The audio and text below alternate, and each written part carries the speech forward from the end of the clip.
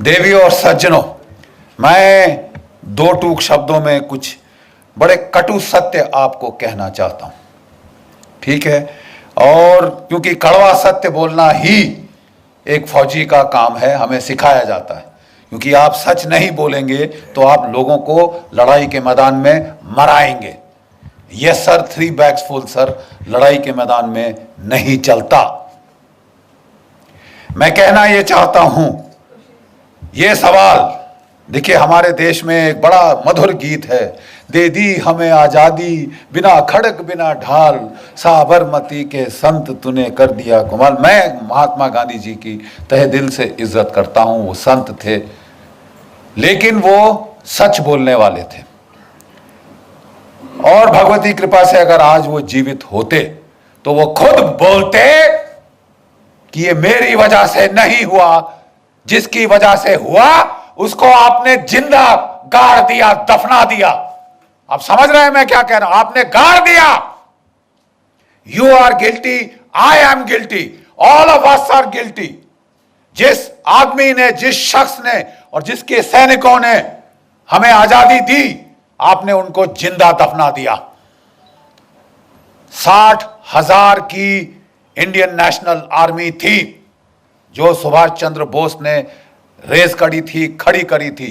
3 divisions थी इसके अंदर, और इनमें से 60,000 में से 26,000, जरा आंकड़ों पे ध्यान दीजिए, 60,000 में से 26,000 शहादत और कुर्बानी उनको मिली, प्राप्त हुई। वो लड़ते लड़ते मरे ताकि आप और मैं आजाद हो। 26,000 की कुर्बानी, और आप कह रहे हैं दे दी हमें आजादी बिना खड़क बिना ढाल। तुम्हारा मैं मुंह तोड़ दूं, तुम मेरे पास आके गाओ। नहीं साहब, आपको हक क्या है? वो 26,000 जो हमारे परिवार, जो वहां जिनके घर में मातम मना है, आप उसको भुला सकते हैं कि हमने साहब लाठी खाई, हम प्राइम मिनिस्टर बनेंगे, हम क्या कहते हैं, होम मिनिस्टर बनेंगे। अरे लाठी तो मेरी भैंस भी खाती है साहब, मेरे गांव में वहां लाठियां पड़ती हैं। अब उसको कल हम हर भैंस को यहां बिठाएंगे क्या? भैंसासुर बनाएंगे किसी को? देखिए साहब, ये दुख की बात ये है। बोले साहब, बख्शी साहब, गड़े मुर्दे क्यों उखाड़ रहे हो? आज की बात करो ना। Where you are going depends a lot on where you came from.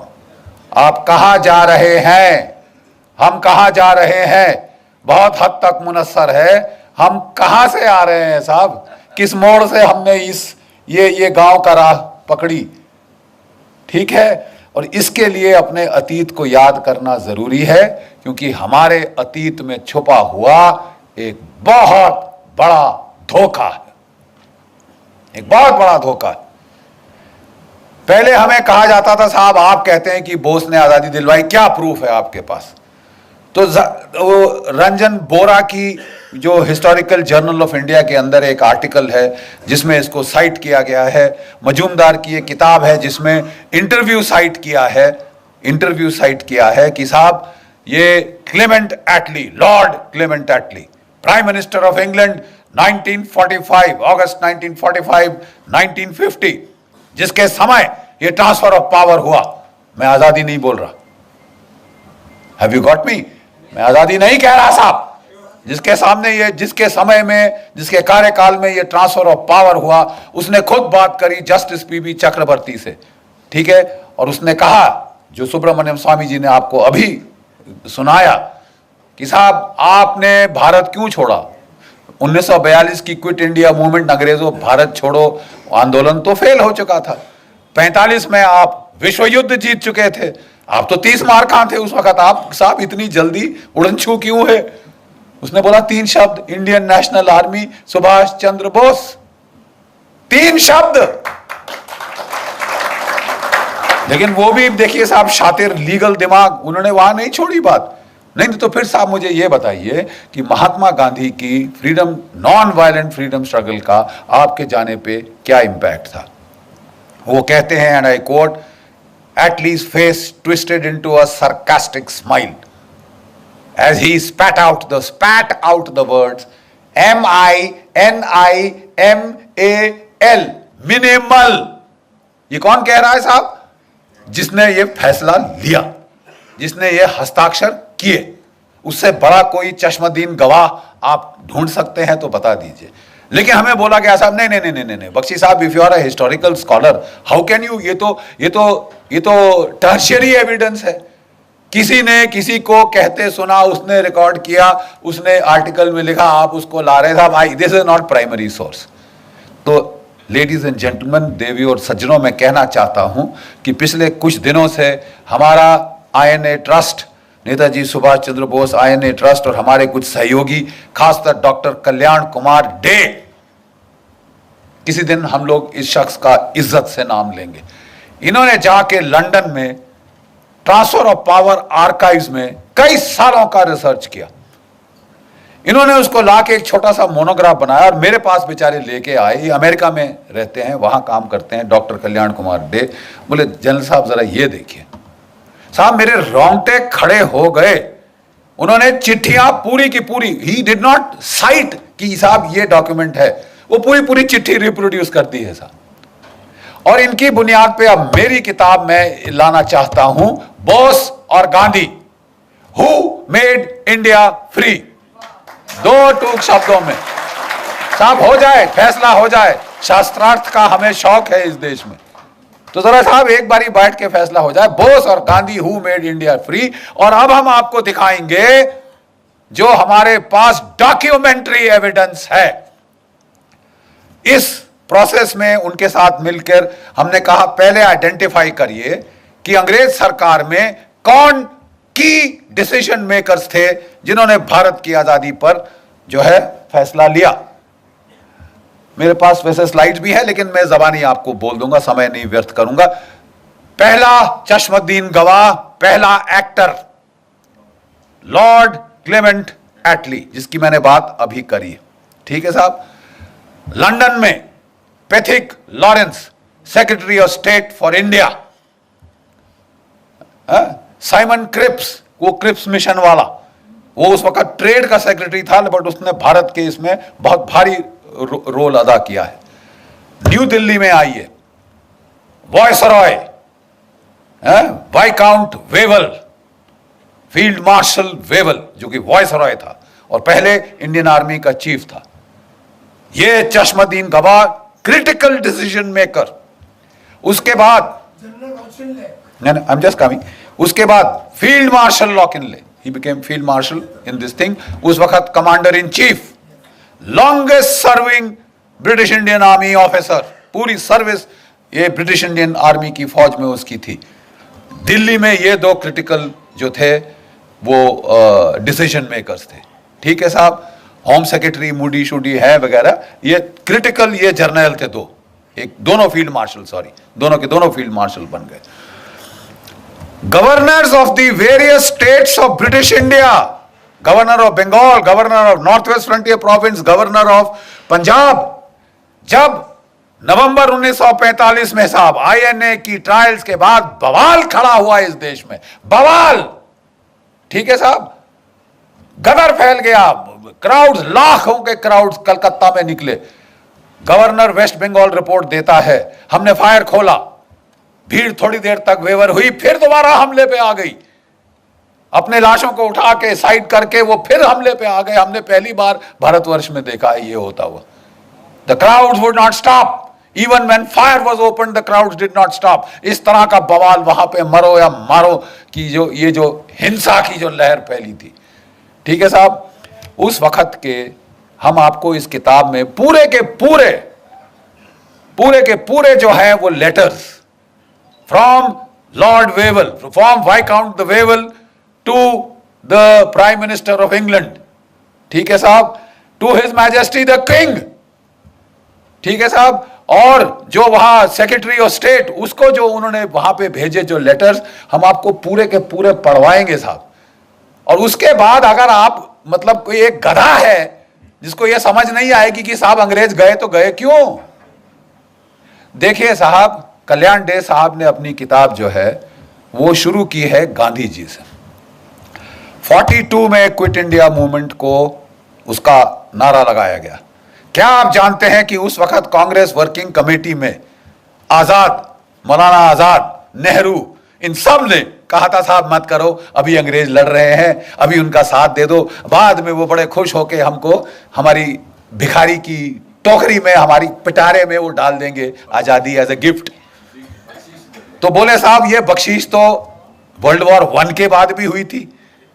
70,000 हमारे भारतीय सैनिक शहीद हुए थे, 11 को विक्टोरिया क्रॉस मिला, परमवीर चक्र के बराबर जो है आज का वहां का उन जमाने का अवार्ड। हम समझते थे कि साहब हमें अब कम से कम डोमिनियन स्टेटस तो मिल जाएगा साहब, होम रूल तो मिल जाएगा साहब। पंजाब जहां से मैक्सिमम आर्मी उस वक्त की गई थी, वहां पे जनरल डायर ने फायर खोला और 1000 मार दे, 1-1.5 हमारे जो है हिंदुस्तानी मार डाले। ये गिफ्ट था ब्रिटिश एम्पायर का, ये ग्रेटिट्यूड था ब्रिटिश एम्पायर का। सुभाष चंद्र बोस ने गांधी जी को बोला था, आप अगर इनकी खैरात पे जीभ लगा के बाहर खड़े रहोगे भिखारी कुत्तों की तरह, तो तुम्हें वही हर्ष होगा जो जलियांवाला बाग में हुआ था। यह मौका है द्वितीय महायुद्ध का, जब जर्मनी और जापान चढ़े हुए हैं इनकी गर्दन पे। आजादी ले सकोगे तो अभी, नहीं तो कभी नहीं। गांधी जी अब तक उनको भी देखिए, बड़ी अजीब बात है, गांधी जी ने निकाला था सुभाष चंद्र बोस को कांग्रेस से, और कोई 2 साल के अंदर उनके मन में परिवर्तन हो चुका था। Please understand this, the views of Gandhi and Bose were now coinciding on the timing of when the freedom struggle should be launched। Gandhi ji अभी भी कह रहे थे कि ये नॉन वायलेंट होनी चाहिए, लेकिन क्विट इंडिया के पहले उन्होंने कहा थोड़ा सा होता है तो होने दो, ठीक है। अंग्रेजों ने पकड़ के सारी कांग्रेस लीडरशिप को, आज की तारीख, आज है वो तारीख 8 अगस्त 1942 जब the quit India movement was launch. उनको पहले से इंटेलिजेंस थी, उनके हजारों तो उनके मुखबिर थे वहां पे। हरामजादगी की कमी है इस देश में, खबर देने वालों की कमी है इस देश में। अरे साहब वो उनको खबर थी, उन्होंने लपेटी पूरी कांग्रेस की लीडरशिप, गांधी जी से लेकर जो भी बड़े लीडर थे उठा के जेलों में डाल दिए। 57 गोरी पलटने, please this is not known. 57 white battalions of British troops, Australians, Canadians, New Zealanders, इसको इस्तेमाल किया कि रगड़ दो इनको, कुचल 10 सालों का सर, ये सर उठाने की हिम्मत करिए, चर्चिल ने बोला वहां से, और बोला अगर ये फास्ट पे जाता है मरने दो इसको, हम संभाल लेंगे, let him die, why is he not dead, ये चर्चिल से सवाल आया। बेचारों ने फास्ट किया, सब कुछ किया, उन लोगों ने बोला गांधी जी अब रहने दीजिए, ठीक है, ये अब वो सोल फोर्स का जमाना नहीं। और साहब इनको निकाला गया जेल से 44 के जुलाई के अंदर, 44 की जुलाई में निकाला गया, जबकि जापानी फौज हार चुकी थी। आयन ने वहां पे इम्फाल कोहिमा की बैटल पराजय हो चुकी थी। अब इनकी सांस में सांस आई, इन्होंने गांधी जी को निकाला। गांधी जी ने कई सारे इंटरव्यू दिए आने के बाद, जो collected works of Mahatma Gandhi से हमने चैप्टर 1 में प्रोफेसर साहब हमने डाले, वो टूट चुके थे बेचारे। अंग्रेजों ने क्या किया क्या नहीं किया भगवान जाने, जेल के अंदर वो टूट चुके थे, इन हेल्थ, इन स्पिरिट। उनको मेडिकल ग्राउंड्स पे बाहर निकाला गया था, ठीक है। और उन्होंने कहा कि देखिए, जब उन्होंने क्विट इंडिया मूवमेंट लॉन्च की थी, पूरी कांग्रेस वर्किंग कमेटी ने अपोज किया था, Gandhi had said no it will be done, it was done. जब वो निकल के बाहर आए, कहते मेरी कोई अब अथॉरिटी नहीं है, मैं अब कुछ नहीं हूं कांग्रेस में, जब मैं जेल गया मेरा सब पोजीशंस खत्म हो गई। ये उनके शब्द हैं, ये उनके शब्द हैं। और इसके चलते मैं किसी को नहीं कह सकता सिविल डिसोबीडियंस मूवमेंट करो। एक अंग्रेज पत्रकार ने पूछा, तो अगर कल आपको वायसराय साहब बुलाते हैं तो आप क्या कहेंगे? मैं गवर्नमेंट के वॉर एफर्ट में उनकी सहायता करूंगा। डिफीट, टोटल, खत्म, खलास, फिनिश। आपकी जो नॉन वायलेंट मूवमेंट थी साहब, वो कुचल दी थी अंग्रेजों ने by use of brutal force, ठीक है साहब। और ये मिरेकल कैसे हुआ? उन्होंने, अंग्रेजों ने एक और जलियांवाला बाग करना चाहा, साइकोलॉजिकल जलियांवाला बाग। अब तो हम जंग जीत गए हैं, हिंदुस्तानी कुत्तों, अब तुम्हारा नाक रगड़ेंगे, सबके सामने दिखाएंगे क्या है तुमने हिमाकत करी, ब्रितानवी हुकूमतें, क्या मलिकाए हिंद के खिलाफ अपनी आवाज उठाने की, अपनी तुमने हिम्मत करी हथियार उठाने की। तुम्हारा वही हश्र होगा जो 1857 के बाद हुआ था। तुम्हारा वही ट्रायल होगा जहां बहादुर शाह जफर का ट्रायल लाल किले में हुआ था। तुम्हारी नाक रगड़ेंगे, यू ब्राउन डॉग्स। तुम श्वेत लोगों के खिलाफ तुमने हिमाकत करी। और तब उन दिनों, जैसे मैं बताता हूं, आपके सारे जो है क्या कहते हैं जिमखाना क्लब्स और ये जो क्लब्स थे, बाहर बोर्ड लगा होता था, अगर आपको कोई शक है, Indians and dogs not allowed. भारतीय और कुत्ते अंदर नहीं आ सकते। और आप ये सह रहे थे और आप अपने वो ले रहे थे वहां से, उसी सरकार से खिताब, राय बहादुर, फलाना बहादुर, ये बहादुर। बकवास डरपोक कौम जिसमें लड़ने की क्षमता नहीं, और बड़ी बड़ी बातें करते हो, उसके बाद फलसफा और फिलॉसफी झाड़ते हो। 800 साल तुम्हारी ऐसी तैसी हुई है, एक के बाद एक आताताई ने आके तुम्हारी तबाही कर दी, तुम्हारे मंदिर तोड़ दिए, तुम्हारी नालंदा जलाई तो 3 महीने जलती रही। और वो सब तो छोड़ो, सोने की चिड़िया सारा सोना उठा के सेंट्रल एशिया पहुंचा दिया। और उसको तो भी रहने दीजिए, आपकी इज्जत भी उठा के ले गए आपकी औरतें बेचने के लिए वेश्या बाजारों में। और उसके बाद तुम शांति की बात करते हो। Are you dead? जो आदमी जिसकी औरत को उठा के बेचा जाए वो शांति की बात करता है। आपको लड़ने का मादा जगाना होगा।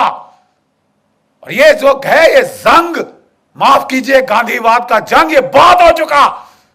और इसके खिलाफ पहली आवाज उठी थी तो Netaji Subhash Chandra Bose, he is the man, जिसने इसको बोला उठो लड़ो। गीता के पहले अध्याय में भगवान ने क्या कहा है? अर्जुन युद्ध कर।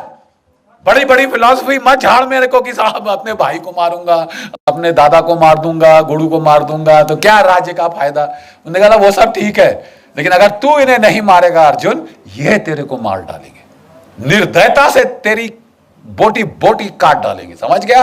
अब तू उठ और तू लड़। आपके लिए भी समय आ गया है कि जो क्षात्र भाव है उसको प्लीज जगाइए। जो आपस में तोड़ने की जो आपने जुनून बना रखा है कि हम टुकड़े टुकड़े खुद करेंगे और फिर जेएनयू में चिल्लाएंगे, आप प्लीज जागिए, नहीं तो वाकई ही में आपके टुकड़े टुकड़े होंगे। इसलिए जरूरी है यह जानना, who made us free, Bose और गांधी। क्योंकि आपका जो nature of the Indian state, post colonial Indian state है, किस किस्म की स्टेट पैदा हुई, depends on who got you free and how. आप समझ रहे हैं मैं क्या कह रहा हूं? आपका वजूद आपका प्रेजेंट शेप कर रहा है और आपका फ्यूचर शेप करेगा। And unless you accept the truth, आप साहब बहुत सफर करेंगे, बहुत सफर करेंगे। और ये आपके सिर पे आ रहा है। कोई भी सरकार आ जाए, हथियार नहीं खरीदे जा सकते इस देश में, क्योंकि गांधीवाद है साहब। और साहब 10 साल से एक संत एंटनी थे, उन्होंने कोई हथियार नहीं खरीदा था। मैं ना मानू भाई, मेरे कोई धांधली नहीं होनी चाहिए, मेरी धोती सफेद है। अरे साहब आपकी धोती सफेद है तो हम बुरे हैं क्या साहब? हमको कफन क्यों चढ़ा रहे हैं? ये हथियार चाहिए। 30 साल से बोफर गन के बाद कोई तोप नहीं आई। मिग 21 जहाज 1960 की दशक के हैं, आसमान से टपक रहे हैं। रफाल नहीं आया, एलसीए नहीं आया, पत्थर मार के लड़ेंगे हम। नहीं साहब, कोई धांधली नहीं होगी। जो भी डील करी उन्होंने, उसमें अब बड़े बड़े बिच्छू के डंक निकल के आ रहे हैं साहब ऐसे पीछे। आपने अगस्ता वेस्टलैंड, बाकी हथियार 30 साल ना आए कोई बात नहीं साहब। जो वीवीआईपी हेलीकॉप्टर है वो तो फट से आएगा। और दुनिया का जो महंगा से महंगा हेलीकॉप्टर है, जो अमेरिका के प्रेसिडेंट ने बोला साहब मेरे लिए बहुत महंगा है, वो हम लेंगे। और एक नहीं लेंगे साहब, 12 चाहिए हमको। और वो फट से ऐसे आए, 5 साल में आ गए। और अब लोग जा रहे हैं सलाख के पीछे। किसी को तो भेजो, किसी को तो भेजो, ताकि ये सिलसिला तो बंद हो। साहब मैं कहना ये चाहता हूं कि आपका वजूद, आपका माहौल बिगाड़ा गया। आजादी दिलाई नेताजी ने, उसके हमारे पास डॉक्यूमेंट्री एविडेंस है। और हम इस देश की जनता के सामने अब वो रखने वाले हैं। हम आपको चिट्ठियां पढ़वा देंगे। और कोई हिस्टोरियन को कोई शक है तो साहब हम आपको चिट्ठियां आपके साथ बैठ के पेन के साथ अंडरलाइन करके देंगे। साहब ये जरा पढ़ लीजिए, इसका मतलब क्या है। अंग्रेजी शायद दो मतलब आप निकाल सकते होंगे। We will show you mountains of documentary evidence, क्योंकि पहले हम चुप हो जाते थे कि यार ये हिस्टोरिकली शायद मेरे को रिसर्च मेथोडोलॉजी पे फॉल्ट कर रहा है। मैं कहना चाहता हूं कि अब हमारे पास सारी किताब की किताब पोथियां हैं डॉक्यूमेंट्स की, documentary evidence, first person primary evidence. और ये आप लोग देखेंगे हमारे देश की त्रासदी क्या है। आजादी दिलाई नेताजी ने, सुभाष चंद्र बोस ने। अंग्रेजों ने बोला नाक रगड़ेंगे, बम फट गया। जिस आईएनए की खबर उन्होंने छुपा के रखी थी 5 साल लड़ाई के, 6 साल लड़ाई के, वो एकदम से बाहर आई। उन्होंने बोला बहुत पब्लिक ट्रायल होगी ताकि हिंदुस्तान की फौज ठंडे पसीने माथे पे आ जाए कि हम फांसी पे टांगेंगे सालों, जैसे 1857 में टांगा था। लेकिन एक फर्क था, 25 लाख भारत की फौज की नफरी हो चुकी थी सेकेंड वर्ल्ड वॉर के एंड तक। 25 लाख, आज 13 लाख। अब समझ रहे हैं, 22.5 मिलियन, 25 लाख फौज थी जो हर मैदान जंग लड़ चुकी थी। अंग्रेजों के दांत तो खट्टे क्या, जर्मनों के दांत खट्टे किए थे, आपके जापानियों से लड़े थे, ठीक है, इटालियंस की ऐसी तैसी कर दी थी हमारी फौजों ने। और लड़ाई के आखिर तक अंग्रेज जर्नल अपने नीचे ब्रिटिश डिविजन्स नहीं, ब्रिटिश यूनिट्स नहीं, इंडियन यूनिट चाहते थे। बोलते साहब इनके खाने पे आधा खर्चा होता है, लड़ते दुगना है, लड़ते दुगना है। ये एक भारत एक महान विश्व शक्ति के रूप में उभर सकता था। प्लीज ध्यान से सुनिए जो मैं कह रहा हूं। भारत एक विश्व शक्ति के रूप में उभर सकता था क्योंकि 25 लाख की फौज विदाउट कंस्क्रिप्शन, बाकी सब जगह बाई फोर्स लोगों को भेजा जाता था फौज में, यहां वॉलंटियर होके 25 लाख है। ठीक है साहब, अगर ये सेना रहती, चीन क्या कौन सी ताकत थी जो इस देश का मुकाबला कर सकती थी। जाने के पहले अंग्रेजों ने इस फौज को 3.5 लाख कर दिया, 25 लाख से 3.5 लाख किया और उसका फिर 2 में बांट दिया। पाकिस्तान की फौज, हिंदुस्तान की फौज यहां से निकली। अंग्रेजों ने, ध्यान से सुनिए, अंग्रेजों ने जब जापान को जीत लिया, जर्मनी को जीत लिया, बोला यहां के लोगों का जो लड़ने का मादा ही खत्म कर देंगे। ऐसी पैसिफिक कॉन्स्टिट्यूशन इंपोज करी कि ये देश कभी उठ ना सके। अब तक जर्मनी जापान उठ नहीं पाए, आर्थिक रूप से कहीं भी पहुंच गए हो दुनिया में, militarily they count for zilch, 0। और एक और देश जिसको ये किया गया, ध्यान से सुनिए, वो था भारतवर्ष। 25 लाख की फौज काटी, 3.5 लाख पे लाए, 2 टुकड़े कर दिए और सोने पे सुहागा एक ऐसे बंदे को प्राइम मिनिस्टर चुना, सिलेक्ट किया गया, इलेक्ट नहीं हुआ। कांग्रेस वर्किंग कमेटी ने सरदार पटेल को इलेक्ट किया था। मत भूलिए इतिहास, Sardar Patel was elected by the Congress working committee. अंग्रेजों ने गांधी जी के थ्रू जोर लगवाया, उन्होंने नहीं आप नेहरू को एक्सेप्ट करेंगे। और सब लोग ठीक है महात्मा जी आप कह रहे हैं तो हम कुछ नहीं बोलते। और बहुत नेचुरली खुंदक तो आई होगी सरदार पटेल बेचारों को, इलेक्ट मैं हुआ, सिलेक्ट ये हुए, जैसे इमरान खान हुए हैं बाय द वे। तो साहब एक उनको वो लेके आए नेहरू जी को, और जो हमारा पहला कमांडर इन चीफ था of the British Indian army, वो था जनरल सर रॉय बुचर। उसने कहा मेरा नया बॉस आया है, तो अच्छी नई वर्दी निकाल के, बूट चमका के, टोपी डाल के, बेचारा फाइल पकड़ के आया, केन नेल के आया, सैल्यूट किया अपने प्राइम मिनिस्टर को, नौकरी तो बनानी होती है साहब, तो सैल्यूट करके आया साहब। बोले हाँ जी क्या लेके आए जनरल साहब? तो बोले कि साहब ये expansion and modernisation plans of the Indian army. General, I don't need an army, this is a peaceful country, I only need the police, who needs you, get out. इस बेचारे जो general Roy sir Roy Bucher था, उसके चेहरे पे जो भाव आया उस वक्त, ये प्रधानमंत्री है। जब वो ऑफिस के बाहर आया तो किसी उसके जूनियर एडीसी ने पूछा सर क्या हो गया, you seem to have seen a ghost. तो वो कहता कि जी ऐसा ही कुछ है। कहता अच्छा मैं तो जा रहा हूं, अभी इनको संभालने दो अपना। अगर सरदार पटेल ना होते, आपकी फौज डिसबैंड कर दी गई होती। Do you know this? दो चीजों ने आपको बचाया, एक पाकिस्तान ने, एक सरदार पटेल ने। पाकिस्तान ने हमला कर दिया, उन्होंने नहीं इंतजार किया, उन्होंने शांति के नारे नहीं लगाए। लेकिन जो कुछ भी आप कह दो, उनमें इतनी तो शर्म थी कि आजाद पाकिस्तान का जो पहला गवर्नर जनरल था वो एक मुसलमान था, जिना। और हमारा कौन था? Lord Louis Mountbatten. प्यार था साहब, इश्क इश्क इश्क था। लेडी माउंटबेटन को दूर थोड़ी ना जाने दिया जा सकता है, तो बस आप रहिए साहब। अरे यार, हम मर गए, 26,000 हमारे शहीद हो गए इनको निकालने के लिए, और तुम यहां रोक के, वो खानदान को यहां रोक के हमारे ऊपर राज कराने के लिए बिठा रहे हो। और जब पार्टीशन की रॉयट्स हुई तो इन्होंने उसको बोल दिया एक मीटिंग में, you please handle. Are you sure you are the prime minister? वो भी सरकास्टिकली बोला Mountbatten, Jawaharlal you are the prime minister, you want me to take charge? नहीं नहीं जी, हमारी तो यार ये तो हाल है। ऐसी आप पे सरकार थोपी गई जो हिंदुस्तान का मिलिट्री पोटेंशियल न्यूटर कर दे। अब बिल्कुल यही हुआ। अगर पाकिस्तान ना होता, इन्होंने हमारी फौज की ऐसी तैसी कर देनी थी। ठीक है साहब, ये गांधीवाद जो था, इसने हमारी फौज का सफाया कर देना था। और पाकिस्तान के टैंक वाकई 1965 में दिल्ली में आके नमाज पढ़ते।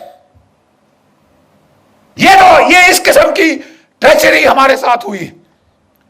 और एक भगवान का लाख शुक्र है पाकिस्तान का, जिसने हमको लड़ना सिखाया, मार लगाता रहा जब तक कि लड़ने को राजी नहीं हुए अपनी जान बचाने के लिए ही।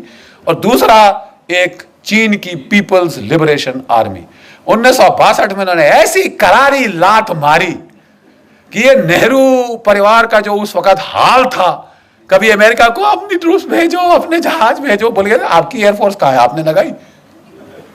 तुम्हारे पास इतनी बड़ी एयरफोर्स है, तुमने लगाई? 1962 में नहीं लगाई साहब, बिठा के रखा। और आप अमेरिकी एयरफोर्स मान रहे हो, रॉयल एयरफोर्स मान रहे हो, मतलब it was Tamasha. Thank God 1964 में वो अल्लाह ताला को प्यारे हो गए, भगवान उनकी आत्मा को शांति दे और हमें बख्शा। और 10 साल में ये देश रीमिलिटराइज हुआ। 65 की लड़ाई में हमने पाकिस्तान के साथ ड्रॉ हुआ, let's not be beat around the bush, ठीक है साहब। और 71 तक हमारे जर्नल, हमारे लड़के सब सीख चुके थे और पाकिस्तान के 2 टुकड़े कर दिए। चंद्रगुप्त मौर्य की विजय के बाद अगर पहली बड़ी विजय हुई है तो वो 1971 में हुई। 1971 में।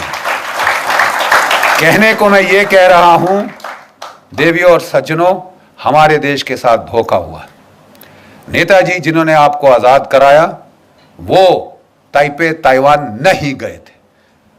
जो कांपेताई जापानीज इंटेलिजेंस थी, उन्होंने पहले से उनके लिए प्लान बना रखे थे।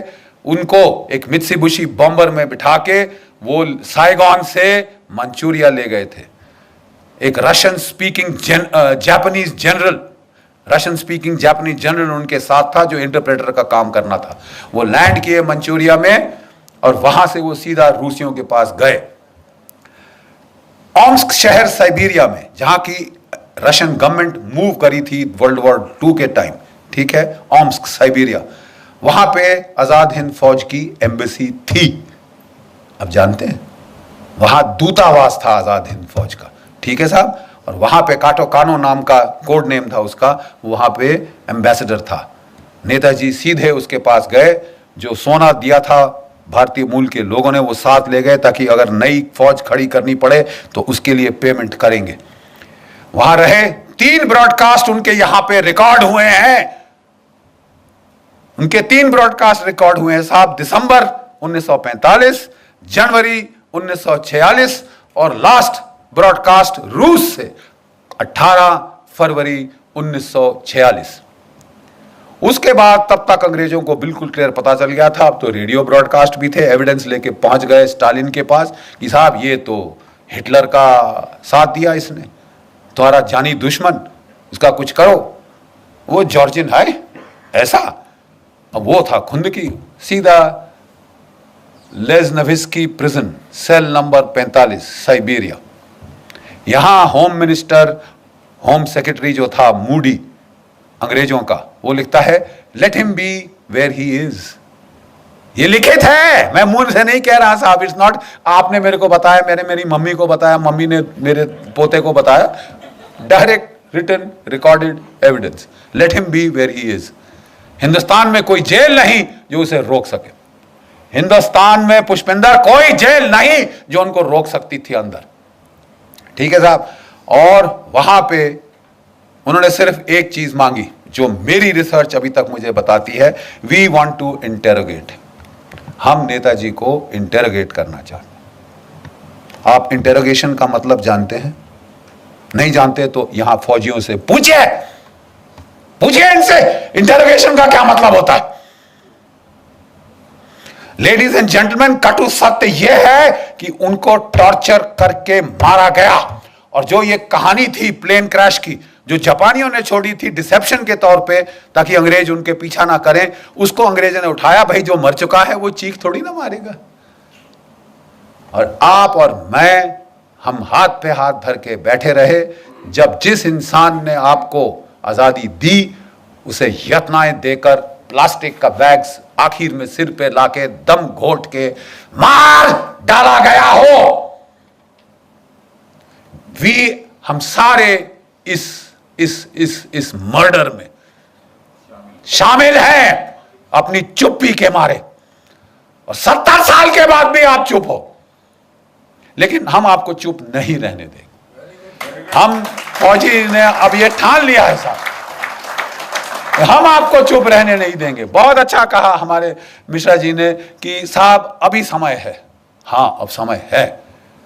14 अक्टूबर इस साल हम तमाम स्टेट कैपिटल्स में हमारी जो वेटरन्स इंडिया है, हमारी जो नेताजी सुभाष चंद्र बोस INA ट्रस्ट है, आपकी कर्नल साहब की जो ऑर्गेनाइजेशन है हमारी, हम लोग एकजुट होकर मिलकर, अलग अलग करेंगे तो बारिश जैसे कोई असर नहीं होगा। इकट्ठे बनोगे तो जलप्रपात बनेगा जो फाड़ देगा डैम की दीवार को भी।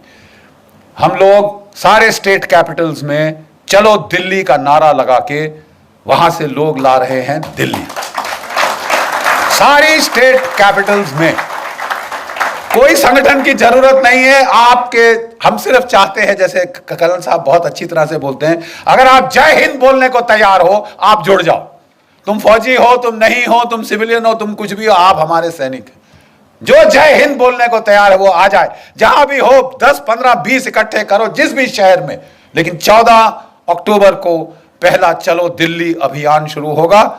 और 21 अक्टूबर को, जो कि नेताजी आजाद हिंद फौज की 75वीं वर्षगांठ है एस्टैब्लिशमेंट ऑफ हुकूमत अर्जी आजाद हिंद सिंगापुर में 1943 में नेताजी ने आजाद हिंद सरकार की गठन करी थी, अपने नोट्स दिए थे, अपनी स्टैंप्स दी थी और ब्रिटेन और अमेरिका पे वॉर डिक्लेयर किया था।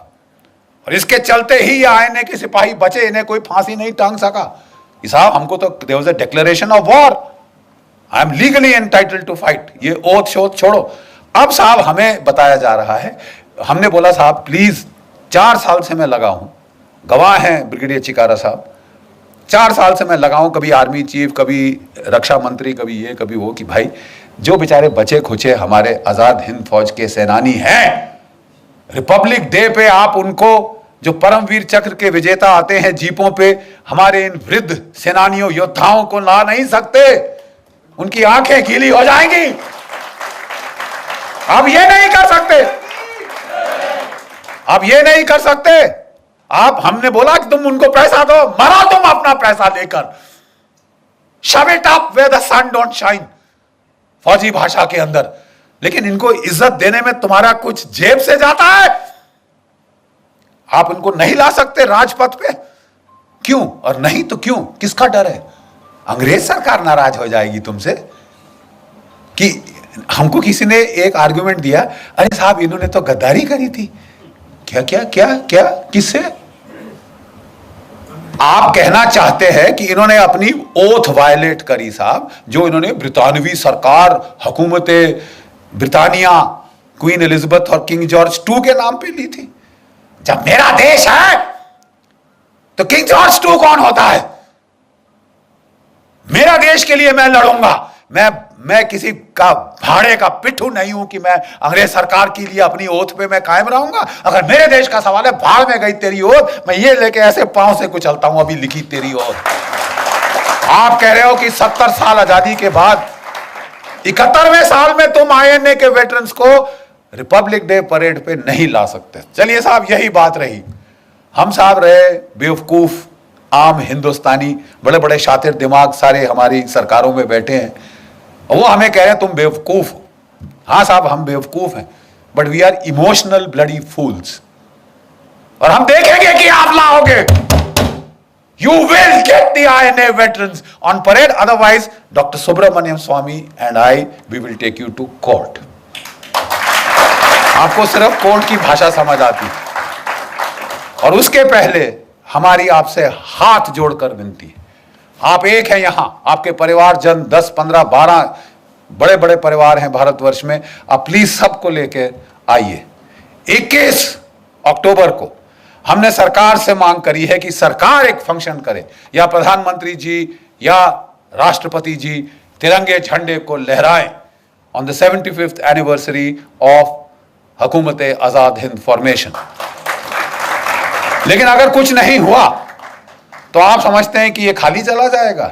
जी नहीं, हम करेंगे, हम याद करेंगे। We will not forget and we will not forgive. हम भूलेंगे नहीं और हम कभी माफ नहीं करेंगे। जो गद्दारी तुमने करी है, जिसे तुम छुपा रहे हो, क्योंकि कितने सारे नौकरशाहों का, कितने सारे इंटेलिजेंस ब्यूरोज के चीफ का नाम आज कीचड़ में होगा अगर असलियत आ जाए सामने। आप छुपा रहे हो, लेकिन आप हमेशा के लिए नहीं छुपा सकते। जितना ज्यादा छुपाओगे, ये अंदर राक्षस तुम्हारी पेट में बढ़ेगा और ये फूट के बाहर निकलेगा। और जनता का जब समुदाय यहां आ जाएगा, the voice of the people is the voice of God. आपकी जन साधारण की आवाज भगवान की आवाज।